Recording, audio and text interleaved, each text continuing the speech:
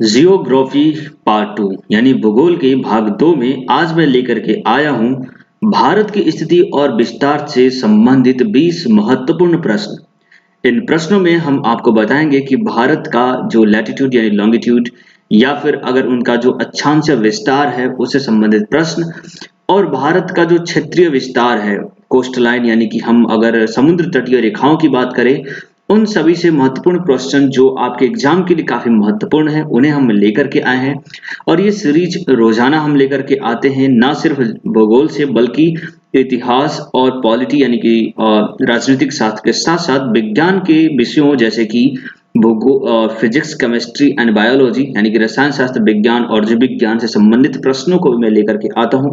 साथ में static GK का भी क्वेश्चन यहाँ पे कराया जाता है यानी कि किसी भी एग्जाम की प्रिपरेशन अगर आप कर रहे हो तो उन सभी एग्जाम में स्टैटिक जीके के साथ साथ साइंस और एसएसटी से पूछे जाने वाले सभी प्रश्नों का संकलन आपको यहाँ पे मिलेगा।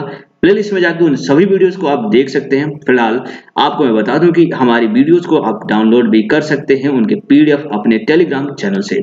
तो चलिए शुरुआत करते हैं आज के अपने वीडियो को। नमस्कार, मैं हूं शिवशंकर तिवारी और आप मुझे फेसबुक पर भी फॉलो कर सकते हैं, ट्विटर और साथ में टेलीग्राम पे ज्वाइन करना बिल्कुल जरूरी है क्योंकि वीडियो की पीडीएफ और लिंक यहीं पर मिलेगी। साथ में चैनल को सब्सक्राइब कर देने से और उसके बेल आइकन दबाने से आपकी मेरी वीडियो की लिंक और जो भी नोटिफिकेशन है आपको मिलेगी और आप कंटिन्यू देख पाएंगे।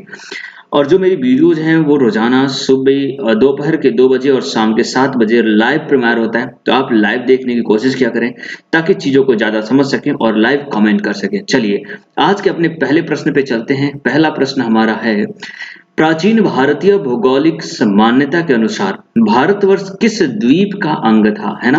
भारतवर्ष की अगर बात करें, देखो अगर अर्थ की बात करें तो अर्थ पे जितने भी देश है ना वो सब एक जगह थे।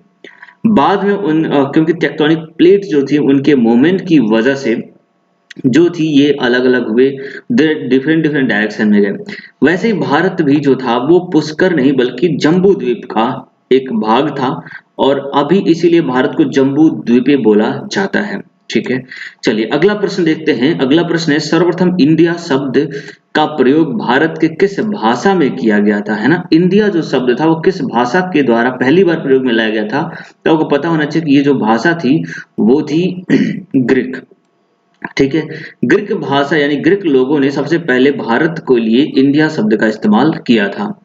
अगला प्रश्न देखते हैं, भारत की मुख्य भूमि की दक्षिण सीमा, है ना। अगर हम भारत की बात करें तो जनरली भारत साउथ इंडिया की बात करें तो ये साउथ इंडिया का पोर्शन यहाँ पे ऐसा दिखता है, बाकी ऊपर नॉर्थ इंडिया है। तो साउथ में जो मुख्य भूमि की बात की गई है ना, यहाँ पे आप देखेंगे तो अंडमान एंड निकोबार भी है, यहाँ पर हमारा लक्षद्वीप आइलैंड है। तो इन सभी द्वीपों के तो ये जो सबसे आखिरी जो तट है वो तो अलग है।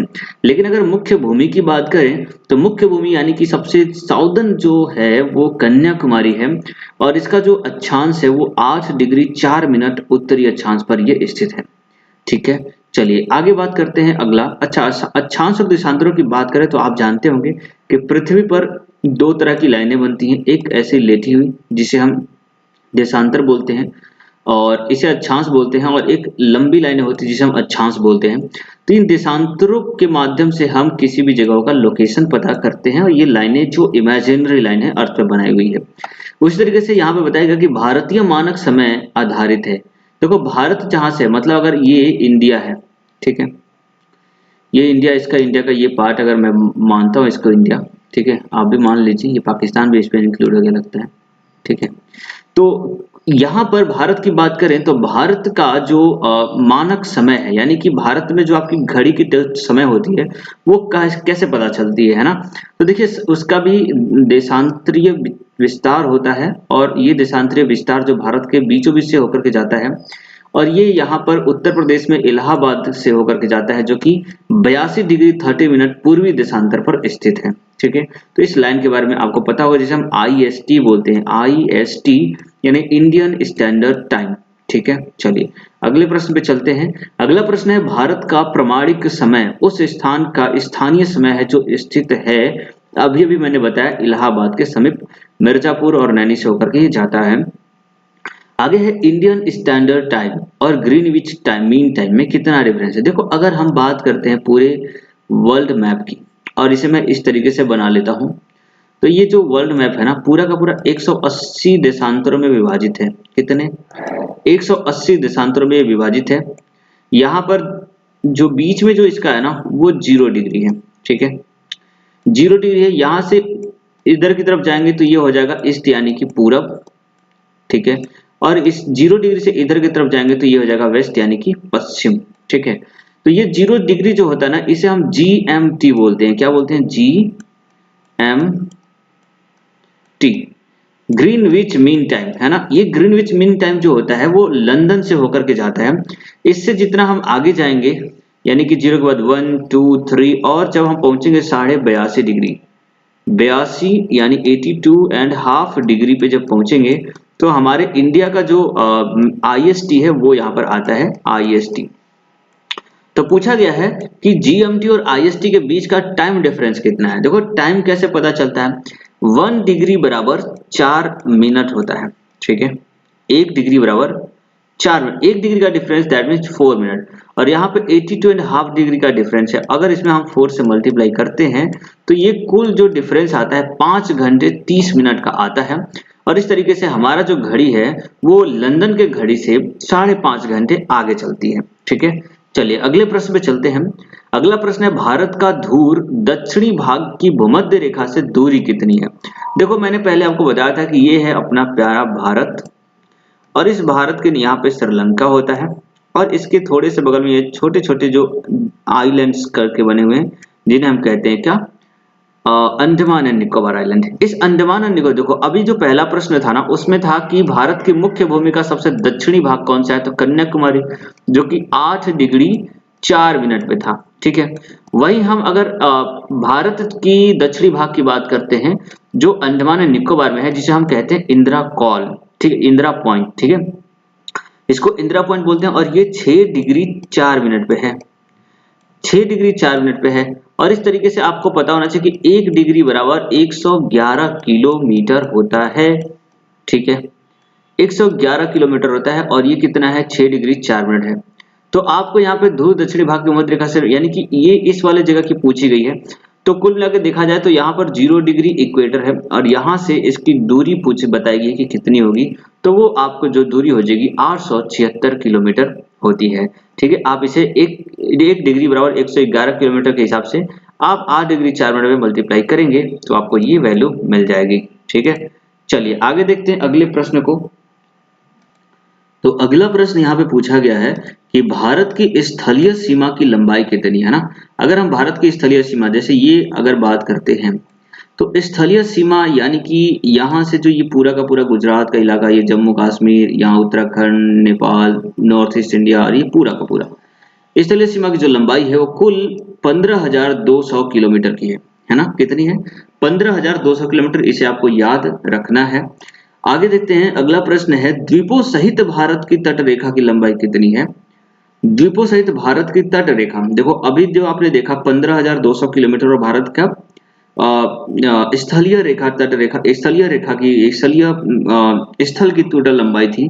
लेकिन अगर हम भारत की कोस्ट लाइन की बात करें यानी कि समुद्र तल के साथ में जो भारत की जमीनें हैं, यहाँ गुजरात से लेकर के यहाँ वेस्ट बंगाल तक, ये पूरी की लंबाई, और साथ में द्वीपों की लंबाई यानी कि यहाँ पर लक्षद्वीप और यहाँ पर अंडमान एंड निकोबार, इन सबको मिला लिया जाए तो ये कुल लंबाई जो होती है वो 7,516 किलोमीटर होती है। कितनी? 7,516.5 किलोमीटर होती है पूरी की पूरी लंबाई, दूरी, आप इसे याद रखिए। अगला प्रश्न है भारत के उत्तर से दक्षिण तक की लंबाई कितनी है ना। नॉर्थ इंडिया की बात करें, यहाँ पर है अपना प्यारा जम्मू कश्मीर, और इस जम्मू कश्मीर के साथ यहाँ पर मिला लीजिए गुजरात को। ठीक है, और ये इधर नॉर्थ ईस्ट इंडिया हो जाएगा। ठीक है, ये कुछ ऐसा। ठीक है, सिंपल सिंपल बना लेते हैं। तो यहाँ पर भारत के बताएगा कि उत्तरी जो सबसे टॉप उत्तरी पार्ट है वहां से लेकर के सबसे दक्षिणी भाग तक, यानी यहाँ से लेकर के यहाँ तक की जो दूरी है वो कितनी है, उत्तर से लेकर के दक्षिण तक की। तो ये कुल दूरी जो है वो 3,214 किलोमीटर होता है। आप इसे याद रखिए, एग्जाम में बहुत बार पूछा गया प्रश्न है। चलिए 10 प्रश्नों को मैंने यहाँ करा दिया। उम्मीद करता हूँ कि ये वीडियो आपको काफी अच्छा लग रहा होगा, काफी इंपॉर्टेंट लग रहा होगा डेफिनेटली। तो प्लीज आप इसे लाइक, शेयर एंड सब्सक्राइब कर दें। ताकि हमारा मोटिवेशन हाई रहे और हम आपको और भी अच्छी वीडियो जैसे लेकर के आते हैं। चलिए देखते हैं अगले प्रश्न को। भारत की पूर्व से पश्चिम तक की लंबाई कितनी है ना। अगर हम पूर्वी और पश्चिमी भाग की बात करें, ये कुछ ज्यादा ही खराब बन गया, चलो दूसरा बनाते हैं। भारत की अगर पूर्वी और पश्चिमी भाग की बात करें तो ये देखो पश्चिमी भाग है जो कि गुजरात का है, और यहाँ पर अगर हम नॉर्थ ईस्ट इंडिया की बात करते हैं तो नॉर्थ ईस्ट में ये वाला जो भाग है वो अरुणाचल प्रदेश है। तो अरुणाचल प्रदेश और गुजरात के बीच का टोटल डिस्टेंस कितना होता है ये बताना है पूर्व से पश्चिम तक का। तो ये होता है 2933 किलोमीटर होती है पूरी की पूरी लंबाई। चलिए लगभग लगभग बराबर होता है ना। चलिए 3214 किलोमीटर उत्तर से दक्षिण होता है और 2933 किलोमीटर पूर्व से पश्चिम का लंबाई होता है। चलिए आगे बात करते हैं। अगला प्रश्न है भारत की तट रेखा की लंबाई कितनी है। सिर्फ तट रेखा, देखा अभी तक आपने जो बताया था ये भारत हो गया, और यहाँ पर 36 वेस्ट बंगाल और यहाँ से गुजरात। तो ये पूरी की पूरी तट रेखा की लंबाई आपको बतानी होती है, तो वो कितना होता है 6200 किलोमीटर। ठीक है, सॉरी 6100 किलोमीटर होता है। और अगर हम इनको मिला लेते हैं अंडमान निकोबार और लक्षद्वीप को, तब 6715 किलोमीटर होता है। ठीक है ना। तो फिलहाल सिर्फ और सिर्फ अगर मुख्य भूमि की बात करेगा तो वो 6100 किलोमीटर हो जाएगा। चलिए आगे देखते हैं। अगला प्रश्न है भारत का क्षेत्रफल विश्व के कुल भौगोलिक क्षेत्रफल का कितना है ना। पूरी दुनिया में जितने भी कॉन्टिनेंट है यानी कि अमेरिका, उत्तरी अमेरिका, दक्षिणी अमेरिका, ब्राजील, फ्रांस, जापान, जो भी देश हैं उन सभी देशों यानी कि जो भी स्थलीय सीमा है उन सभी को मिला लिया जाए तो उसमें भारत का जो पूरा का पूरा क्षेत्रफल है ना वो कितना है, तो वो 2.2% है कुल का। ठीक है, चलिए आगे बात करते हैं। आगे जो है भारत के कुल क्षेत्रफल का कितना प्रतिशत भाग पर्वतीय क्षेत्र है ना। सिर्फ और सिर्फ पर्वतीय क्षेत्र की बात की, जैसे कि हिमालय हो गया है ना, हिमालय जैसे पर्वतीय क्षेत्र जिसकी ऊंचाई लगभग 2135 मीटर से अधिक होनी चाहिए, तो ऐसे कुल कितना है, तो 10.7% भाग जो है भारत का पर्वतीय क्षेत्र आता है। ये पूछा जाता है पेपर्स में, ऐसा नहीं है कि ये प्रश्न ऐसे ही वैसे है, बहुत ही इंपॉर्टेंट प्रश्न है। और जो भी महत्वपूर्ण एग्जाम देते हो, चाहे वो आप पीसीएस का एग्जाम दे रहे हो, आईएएस का एग्जाम दे रहे हो या फिर नॉर्मल सीएचएसएल सीजीएल, सभी जगह इस तरह के प्रश्न पूछे जाते हैं। ठीक है, आप इनको हल्के में बिल्कुल नहीं लेना। अगला प्रश्न है संपूर्ण भारत के कितने प्रतिशत भूभाग पर पर्वत और पहाड़ियां दोनों हैं। ठीक है, पर्वत और पहाड़ियों की बात की गई है। ठीक है, तो अगर पर्वतों की बात करें तो 10.7 था और पहाड़ियों को भी उसमें इंक्लूड कर लिया जाए तो ये कुल मिलाकर के 29.3% हो जाता है। चलिए अगला प्रश्न देखते हैं। अगला प्रश्न है संपूर्ण भारत के कितने प्रतिशत भूभाग पर पठार का विस्तार पाया जाता है। पठार यानी कि प्लेट्यू, जो साउथ इंडिया है, साउथ इंडिया में ज्यादातर ये पूरा का पूरा इलाका है ना प्लेट्यू है, यानी कि ये प्लेट्यू का मतलब, पठार का मतलब मुख्य भूमि से थोड़ी सी उठी हुई जमीनों को हम पठार बोलते हैं। तो इन पठारों का कुल जो प्रतिशत है वो लगभग 29.3% है यहाँ पर। चलिए आगे बात करते हैं। अगला जो है संपूर्ण भारत के कितने प्रतिशत भूभाग पर मैदान का विस्तार है।